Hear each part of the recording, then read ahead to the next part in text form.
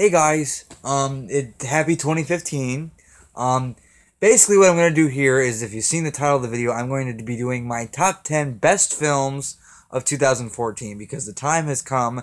Now keep in mind, from 2013 to 2014, 2013 I worked at a movie theater. I saw pretty much every movie that came out.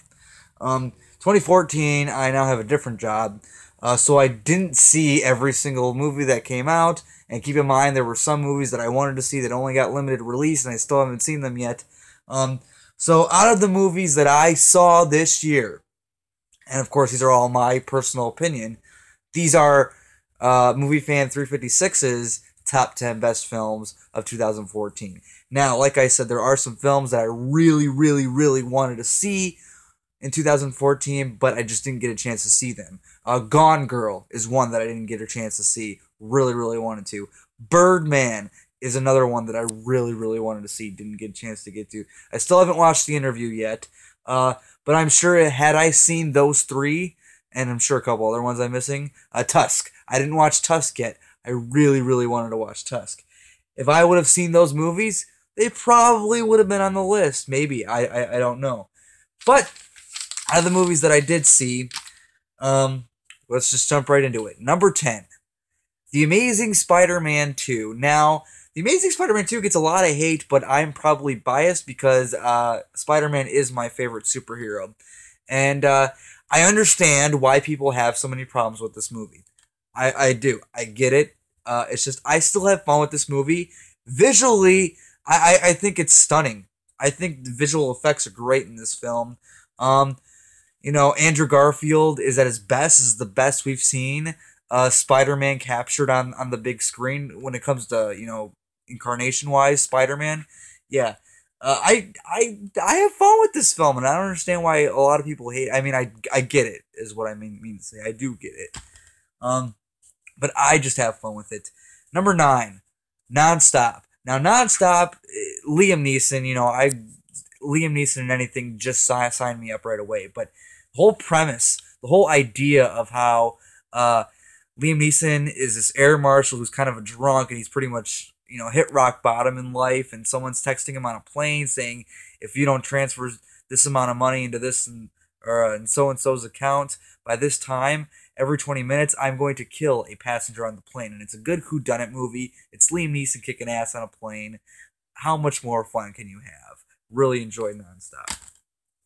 Number 8, Neighbors. Seth Rogen is another one where I love pretty much everything Seth Rogen does. Not a big fan of Zac Efron, but in this movie, he really, really surprised me. I love Zac Efron in this movie.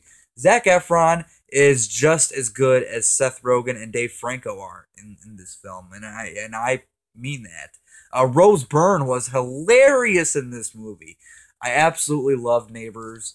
I had high hopes for it, and it really didn't disappoint. So that's number 8. Number 7.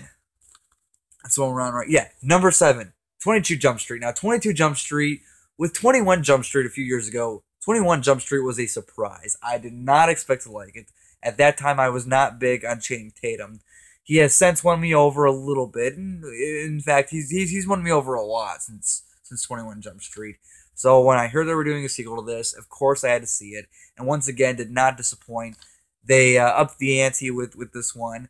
And the whole recurring joke on how this is a sequel, and we're pretty much redoing the first one all over again. Why is that so hard for you?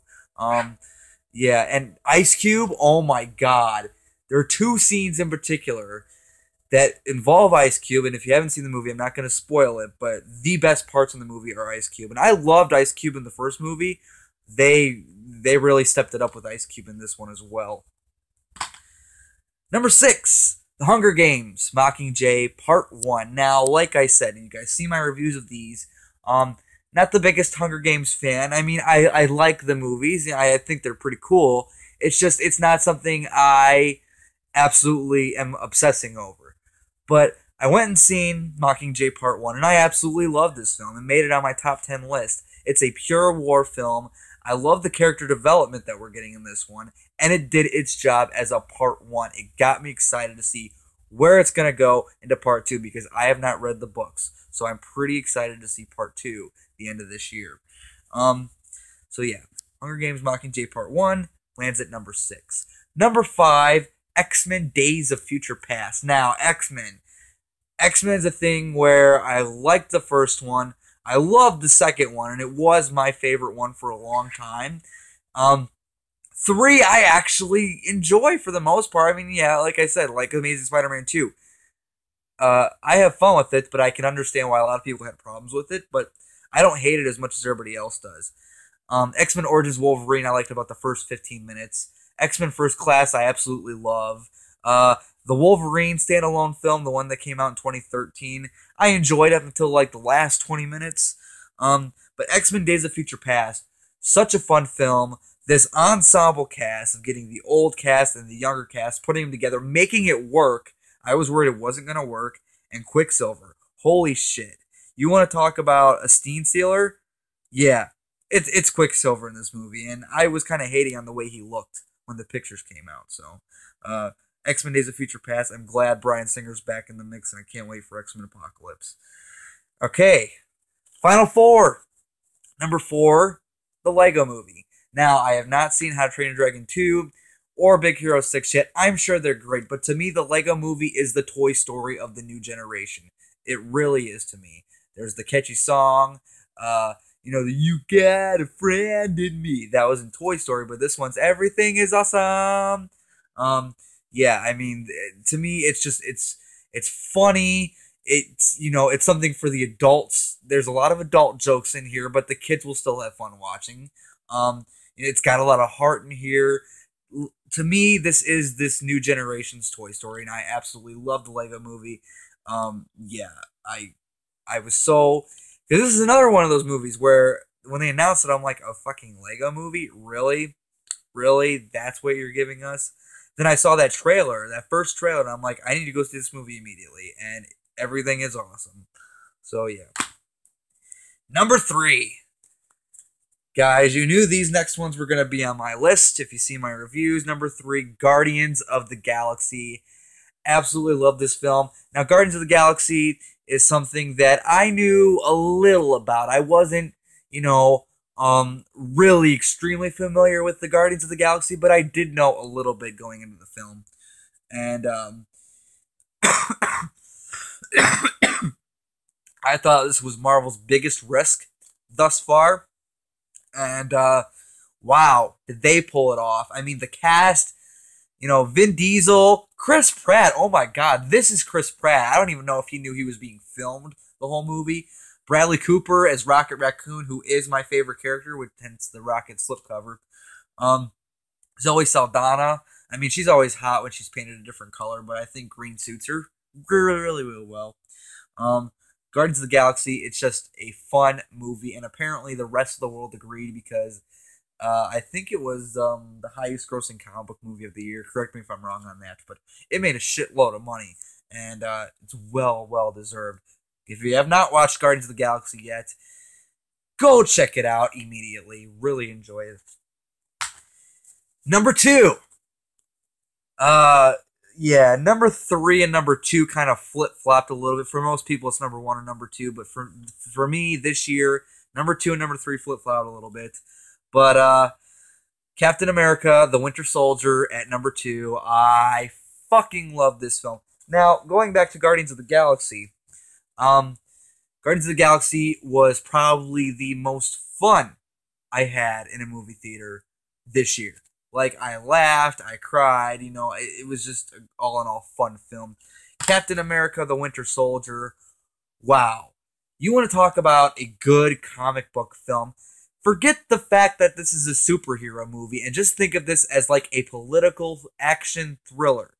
That's what this movie is, with just Captain America thrown into the mix, and it's fucking awesome. It is my favorite comic book movie of the year. I'm willing to say it's topping Guardians of the Galaxy for my favorite comic book movie of the year, but just barely. I'm not saying this is far superior or anything like that. It's just if I had to pick between the two, I'd probably pick this one. I loved Captain America, the Winter Soldier. So yeah. And guys, if you guys have been keeping up with me, you guys know my number 1 best film of 2014, my favorite film of the year, is Dawn of the Planet of the Apes. Like the whole 21 Jump Street situation, Rise of the Planet of the Apes was such a huge surprise. I did not think I was going to like it, especially after that Tim Burton monstrosity. Wow. Rise of the Planet of the Apes delivered. This is, to me, the Empire Strikes Back of the Apes movies. You want to talk about a good villain? Koba? Koba as the villain, wow. Andy Serkis' performance as Caesar. Jason Clarke I even liked in this movie. I haven't liked him too much in a lot of stuff, to be honest with you. I like this character in this movie, but let's face it, these movies are not about the human characters. But it does help when you do care about the characters, and I did care about Jason Clarke's character. I really, really cared for Gary Oldman.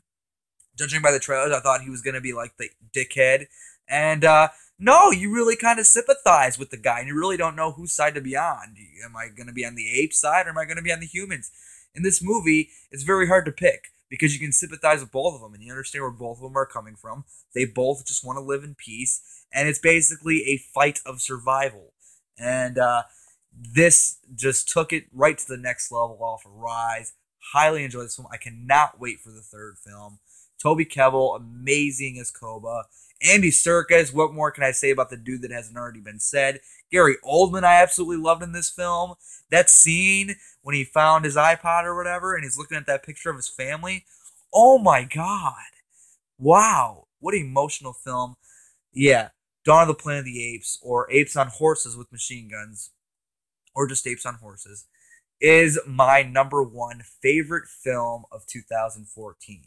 So guys, what are your guys' top 10? If you don't have a top 10, what are your favorite films of 2014? Like I said, if I had seen